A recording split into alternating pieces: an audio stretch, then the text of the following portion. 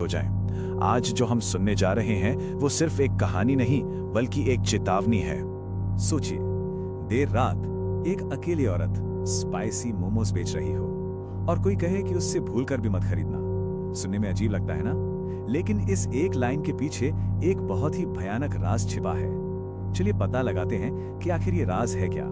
तो हमारी कहानी हमें ले चलती है दरियापुर शहर और यहाँ हमारी मुलाकात होती है एक बहुत ही आम से जोड़े से, मोहन और उसकी पत्नी विभा। अब देखिए, मोहन और विभा का एक रूटीन था, हर संडे मार्केट जाना, और हर बार मार्केट की भीड़भाड़ से थोड़ी दूरी पर एक अजीब सा मोमो का ठेला उनकी नजरों में आता था, बिल्कुल अकेला सा।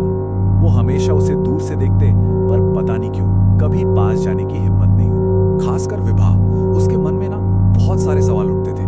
वो सोचती थी कि ये औरत कौन है, हमेशा इतने अच्छे महंगे कपड़े पहने रहती है, होठों पर एकदम चटक लाल लिपस्टिक, जैसे कोई अमीर घर की हो, और कोई अमीर इंसान मार्केट से इतनी दूर सुनसान जगह पर मोमोज क्यों बेचेगा।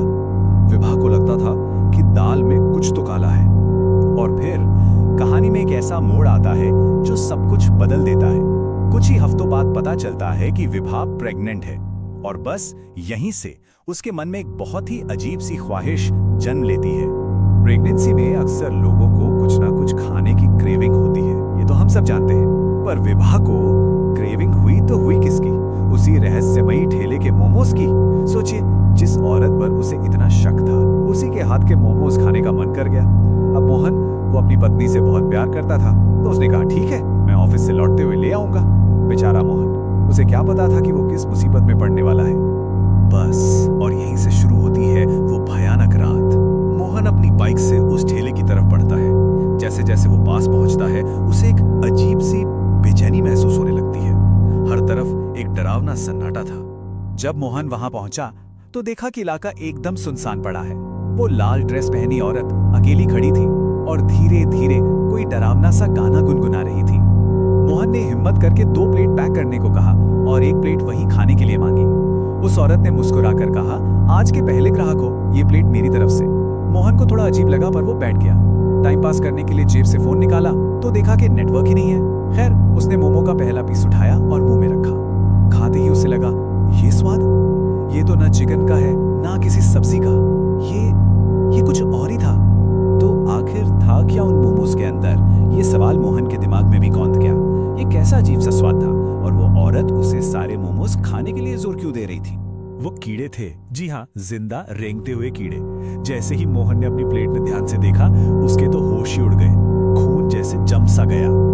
और बस उसी पल, जैसे ही मोहन की नजर उन कीड़ों पर पड़ी, उसे उस औरत की असली हकीकत का पता चला। वो कोई मामूली औरत नहीं थी, वो एक चुड़ैल थी। जो औरत अभी तक धीरे धीरे गा रही थी, उसकी आवाज अचानक भारी और डरावनी हो गई। उसकी जो मुस्कान थी, वो अब एक कान से दूसरे कान तक फैली हुई एक खौफनाक मुस्कान में बदल चुकी थी। और सबसे डरावनी चीज, मोहन की नजर उसके पैरों पर गई और उसने देखा कि उसके पैर पीछे की तरफ मुड़े हुए थे। चुड़ैल की वो भारी भयानक आवाज उस सन्नाटे में गूंजी।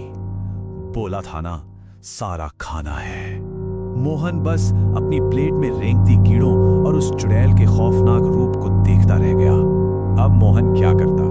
वो फौरन अपनी बाइक पर कूदा और जितनी तेजी से हो सकता था वहां से भागा। वो पागलों की तरह बाइक दौड़ाता रहा, लेकिन कुछ दूर जाने के बाद वो अचानक खुद को वापस उसी ठेले के सामने पाता और वो चुड़ैल वहीं खड़ी मुस्कुरा रही होती। ये एक भयानक, कभी न खत्म होने वाला बुरा सपना बन गया था। जब उसे कोई रास्ता नहीं सूझा तो मोहन ने एक आखिरी कोशिश की।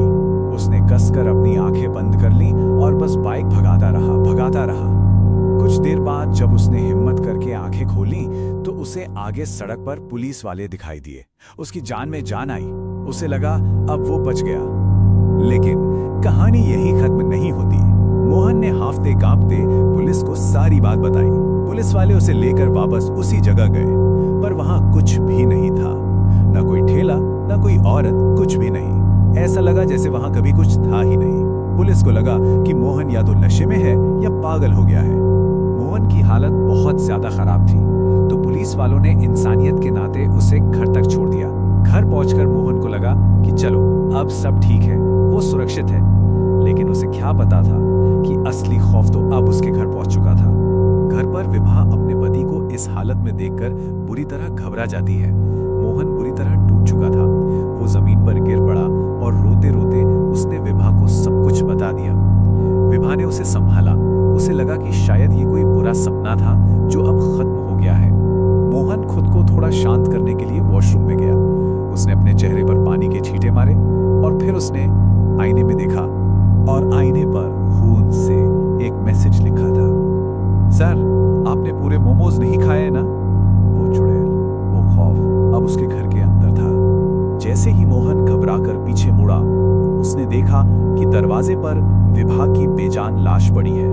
अपनी गर्भवती पत्नी की लाश अपनी आंखों के सामने देखकर मोहन ये सदमा बर्दाश्त नहीं कर पाया। उसे वहीं पर दिल का दौरा पड़ा और उसकी भी मौत हो गई। उस रात मरने वालों की गिनती 2 थी। और जैसे ही मोहन जमीन पर गिरा, पूरे घर में उस चुड़ैल की भयानक, कानों को फाड़ देने वाली हंसी गूंजने लगी। उसका मकसद, उसका बदला पूरा हो चुका था। और फिर हंसी अचानक बंद हो गई। तो क्या ये सिर्फ एक कहानी है या कुछ और? दरियापुर की ये घटना एक अजीब सा सवाल पीछे छोड़ जाती है। अगली बार जब देर रात कहीं बाहर कुछ खाएं, तो एक बार अपनी प्लेट में जरूर देख लीजिएगा, क्या पता उसमें क्या हो। अगर आपको ये कहानी सच में डरावनी लगी